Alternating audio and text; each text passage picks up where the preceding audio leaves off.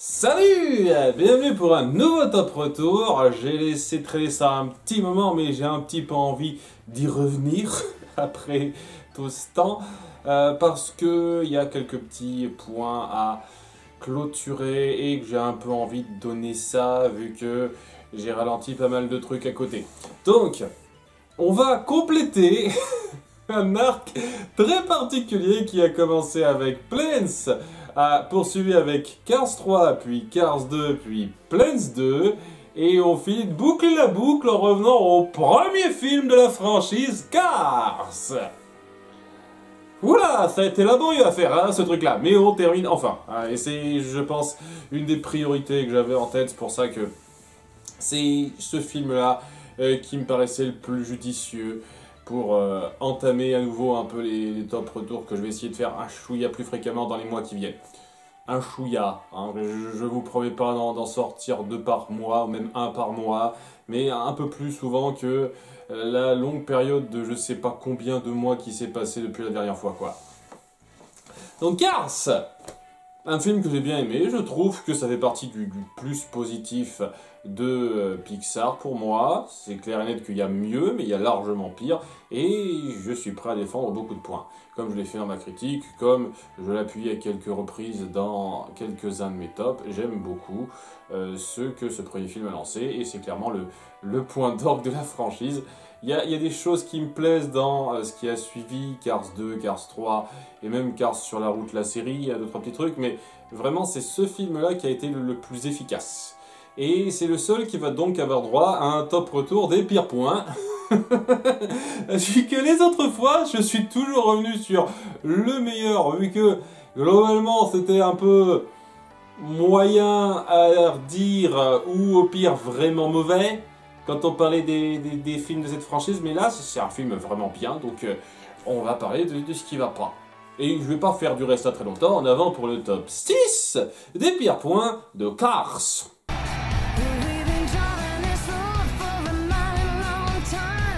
Numéro 6, Chick X, qui est un peu trop caricatural par moment. En fait, je pense que si on devait comparer tous les antagonistes de cette franchise, parce que c'est jamais génial, c'est peut-être le plus réussi du lot, mais le plus réussi dans le sens où on n'a jamais fait mieux que ça après, quoi.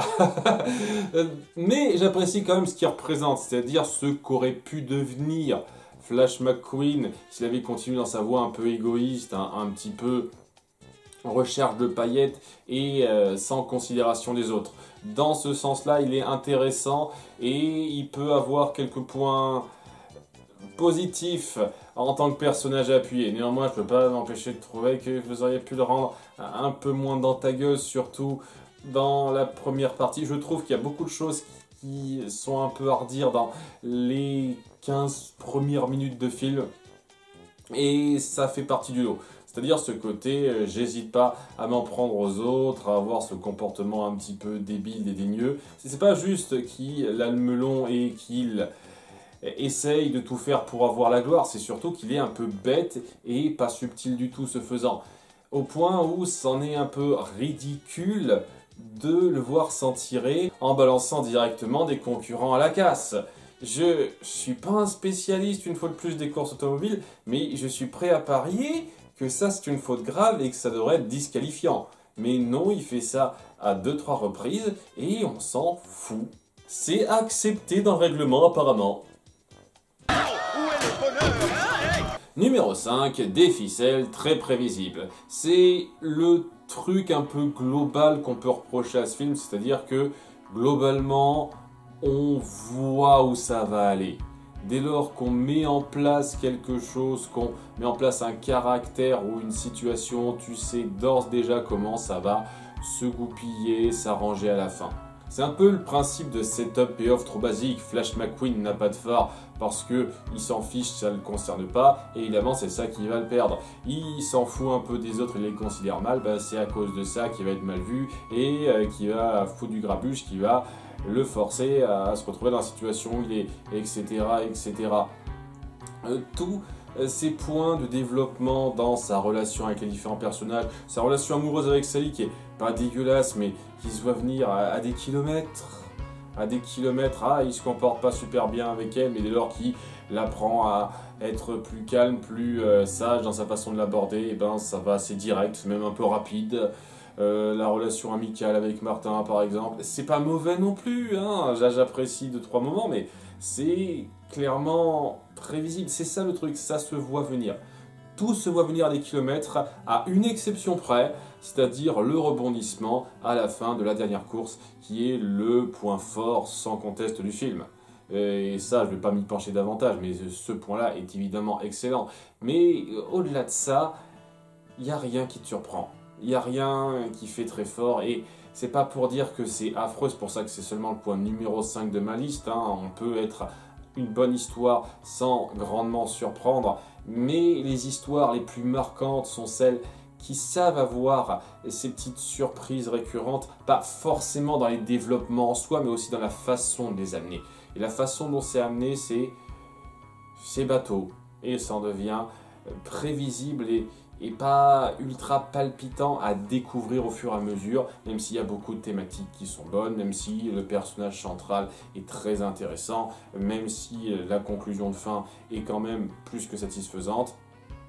Il n'y a pas cette espèce d'étincelle qui t'agrippe totalement, véritablement tout du long. Heureusement qu'il y a la surprise de fin pour rehausser le niveau à cet égard-là. Numéro 4, les habitants de Radiator Springs, un peu trop gimmickesques. À l'exception de Sally et Hudson, voilà, ce sont deux bons personnages qu'on rend suffisamment développés pour être bien plus que ça, évidemment. Mais dès lors qu'on se centre un tout petit peu sur les autres personnages, c'est plus ou moins traité comme des gimmicks avant d'être traité comme des personnages avec une vraie personnalité à laquelle on devrait particulièrement s'attacher en fait. C'est leur petit délire perso, leur petite excentricité, ce qu'ils aiment, ce qu'ils n'aiment pas, etc. Et à aucun moment c'est ultra marquant de personnage à personnage. Et ça aide pas des masses à la force que veut se donner cet endroit, c'est-à-dire cette espèce de communauté qui a besoin de revivre alors que plus personne ne passe par chez eux. Ça c'est très fort, et lorsqu'on est dans cet esprit global de la ville et ce qu'ils veulent pour prospérer davantage, c'est un peu touchant. Le problème, c'est rabaissé par le fait que la grande majorité de ces personnages ne sont pas très recherchés, sont un peu oubliables et des fois un peu grossiers dans le gimmick qu'ils représentent.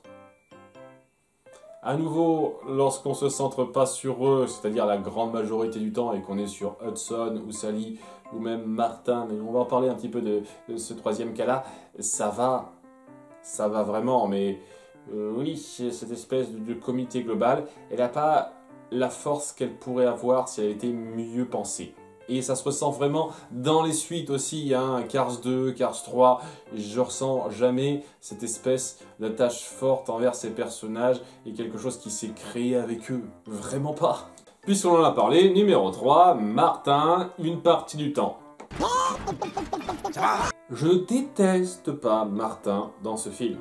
J'ai des problèmes plus prononcés avec lui dans Cars 2, mais dans ce film, le côté un peu pecno du coin aide à appuyer un contraste pas forcément dégueulasse avec Martin une partie du temps.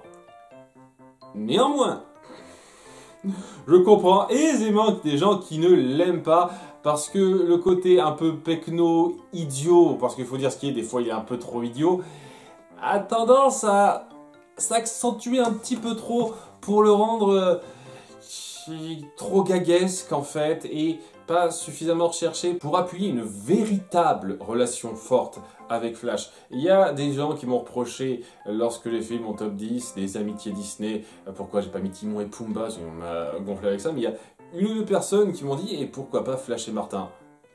Je veux dire, il y a des trucs bien, j'apprécie comment c'est développé dans Cars sur la route, mais cette approche d'amitié est un tout petit peu atténuée par le fait que Martin est un petit peu dans ta gueule dans sa présentation, dans la personnalité très poussée, très appuyée qu'on veut lui donner, qui est pas subtil, il faut dire ce qui est. Et oui, de temps en temps, ça donne des moments qui sont un peu grossiers, et les passages d'humour les plus bofs de ce film en ce qui me concerne. Mais, je le redis, ce n'est qu'une partie du temps. La grosse moitié à côté est tout à fait acceptable, et le personnage s'apprécie un peu. Après, jusqu'à dire que c'est un super perso et qui forme une relation d'amitié super forte avec Flash qui mérite d'être dans un top 10, non. Désolé, non, pas pour moi. Numéro 2, exactement dans le même ton, les vieux sponsors qui sont des clichés exagérés. J'ai vraiment un peu de mal avec ça, parce que ce que veut renvoyer ce film à la fin, c'est l'humilité qu'a gagné le personnage de Flash. Et il appuie cette humilité justement en restant avec ses sponsors, ceux qui l'ont appuyé dès le départ alors qu'il n'était personne. Et ce sont des vieux de la vieille qui sont pas totalement à la page. Je suis déjà moi-même un vieux de la vieille si je dis cette expression-là. Ils sont clairement très vieux jeux sur le principe. Et il y avait le moyen de l'illustrer en étant moins stéréotypé que ça quand même. Parce que là, c'est vraiment les vieux glands très lourds qui ferait chier n'importe qui en fait. Et franchement, il n'y avait pas moyen de faire ça sans aller à ce point dans l'excès. Je trouve franchement que cette scène au début est la seconde pire des 15 premières minutes, parce que ça essaye d'appuyer qu'il est détaché de... Mais on est complètement avec Flash parce qu'on se dit, c'est quoi ces personnages qui sont pas fichus de comprendre un tant soit peu comment les choses fonctionnent, alors qu'ils sont dans le milieu de la course, où on est dans le sensationnel, mais ils pigent rien, ils font gaffe à rien.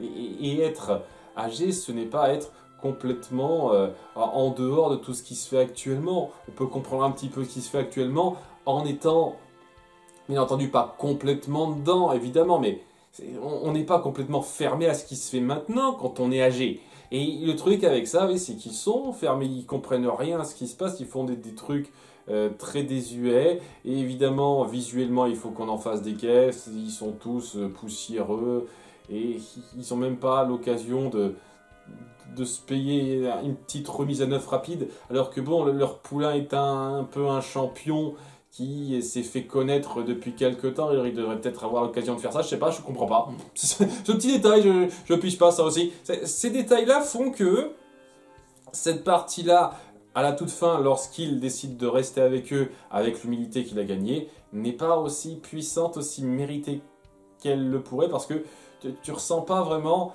ce côté « Ah oui, on comprend d'où ça vient ». À part que, oui, ils m'ont aidé au début, c'est super. Je trouve que ça a été largement mieux fait à cet égard-là dans Cars 3. Lorsqu'au début, on voit qu'il lâche un peu ses vieux sponsors parce qu'il est un peu obligé. Et ce côté regret et ses remerciements d'avoir été là pour lui, c'est quelque chose de très fort, sans qu'on en fasse des caisses sur le fait que ce sont des vieux. Voilà, c'est ça le truc, un peu dans l'exagération ce début, mais c'est comme pour le point numéro 1, j'ai envie de dire, l'élément déclencheur forcé. Là, c'est la plus grosse facilité d'écriture pour moi. Il faut que le héros se retrouve à Radiator Springs. Et on n'avait pas de meilleure façon de l'amener qu'il se perd en chemin. Encore que ça peut vaguement se comprendre, mais la mise en scène, punaise, c'est juste n'importe quoi. Le fait que son camion transporteur somnole sur la route parce qu'il l'a poussé, parce qu'il voulait être là au plus vite, ça va dans le thème, ça appuie très bien le caractère de Flash à ce moment-là. Mais après, tout ce qui se met en place, le train arrière qui s'ouvre n'importe comment, ces blaireaux qui viennent l'emmerder comme par hasard, et le fait qu'il se perde à ce moment-là, avec les deux qui sont complètement pas conscients, et cette voie où il y a exactement un camion comme lui qui passe par là, mais vraiment même forme, alors qu'il y a des tonnes à côté au passage, ce qui fait que on se demande un petit peu pourquoi il a choisi une direction plutôt qu'une autre. Ça aussi c'est du gros comme par hasard. Pour se retrouver là, c'est gros, c'est vraiment très gros pour moi. Comme je l'ai dit, j'ai beaucoup de mal à entrer dans le film durant ces 15 premières minutes parce qu'il y a beaucoup trop de trucs grossiers, le caractère un peu trop excessif de Chick X, le rapport entre Flash et ses sponsors qui est vraiment pas subtil, et toute cette façon de forcer sa rencontre avec Radiator Spring, ça, je peux pas m'empêcher de trouver que c'est gros en fait, vraiment gros. Et oui, une fois qu'on est dans la situation, une fois qu'on lance le scénario, je suis dedans, vraiment. Je rentre dedans, un peu lentement, parce que ça se fait pas non plus très vite, mais ça vient. Mais 15 premières minutes, c'est pas très accrocheur. Et dans un sens, si c'est ça qui vous a donné un peu de mal à entrer dedans, pas juste l'univers qui est pas votre cam, mais surtout le fait que, oui, le scénario n'est pas amené de la façon la plus judicieuse qui soit, et ben je peux le comprendre. Après, une fois qu'on accepte ça, je trouve que quand même il y a beaucoup de points qui valent le coup, et je vais pas me pencher en grand détail une fois de plus sur ce qui fait que ce film est réussi. J'estime avoir détaillé ça suffisamment dans ma critique, mais oui, c'est un film qui mérite d'être vu, notamment pour sa double morale qui vaut largement le détour et qui sera plutôt bien appuyé dans Cars 3 et même Cars sur la route. J'aime bien le fait qu'on poursuive un petit peu ça, c'est très cool. C'est un truc qui me plaît énormément dans cette franchise. Et c'est la fin de la franchise Cars Plane. En tout cas pour l'instant, allez savoir, hein, il va y avoir un Cars 4 qui sera peut-être annoncé à un moment donné. Allez savoir. Ça ne me surprendrait pas. Cela dit, je pense qu'il n'y aura pas d'autres spin-offs. Ce serait très étonnant. Il n'y aura pas Boats, il n'y aura pas, c'est pas Trains, ou je ne sais quoi. Il n'y aura pas d'autres spin-offs particuliers prévus, je pense. On va rester sur le même personnage. Alors que c'est pas forcément mauvais de partir sur le nouveau personnage. Il faut juste faire de bonnes histoires. Honnêtement, même Cars sur la route, pour autant que j'ai un peu apprécié ça, c'était pas non plus sensationnel. Et je ne m'attends pas non plus à voir quelque chose de grandiose ressortir de ces personnages-là qui, je pense, ont fait le tour de ce qu'ils avaient raconté. Cars 3, pour moi, c'était une façon de boucler la boucle dans un sens avec Cars 1, étant donné qu'ils sont trop frileux pour partir sur quelque chose de trop excentrique, comme avec Cars 2, vu que ça n'a pas beaucoup plu aux critiques, et ben je vois pas l'intérêt de poursuivre Cars, en tout cas avec ces personnages-là. Mais c'est comme pour Toy Story, hein, on traite la vache, et on sait jamais, peut-être que malgré tout ça peut donner quelque chose de pas trop mal. Mais bon, je ne suis pas sûr qu'on ait annoncé un Cars 4. En tous les cas, pour le prochain Top Retour, je sais pas exactement quand il sortira, mais j'espère dans pas trop longtemps, j'espère mettre un mois et demi max pour le sortir, et j'aimerais demander votre avis. Ça faisait longtemps que j'ai pas fait ça, mais ce coup-ci, je vous demandais en vote libre, dans les commentaires de cette vidéo, de décider quel sera pour vous, quel pourrait être pour vous le prochain Top Retour à faire sur cette chaîne. Donc de tous les films que j'ai déjà traités et qui n'ont pas été évidemment déjà fait en Top Retour, sinon je ne vais pas faire doublon évidemment. Proposez n'importe quel commentaire sous la vidéo en mettant hashtag Top Retour. Si c'est pas le cas, j'essaierai de faire gaffe quand même, mais essayez de mettre hashtag Top Retour. Et si vous vous rappelez un petit peu le principe, et comme ça, je verrai les différentes propositions les plus votées. La plus votée sera prise pour être le prochain Top Retour. Je vous remercie, à bientôt pour de futures vidéos. Bye!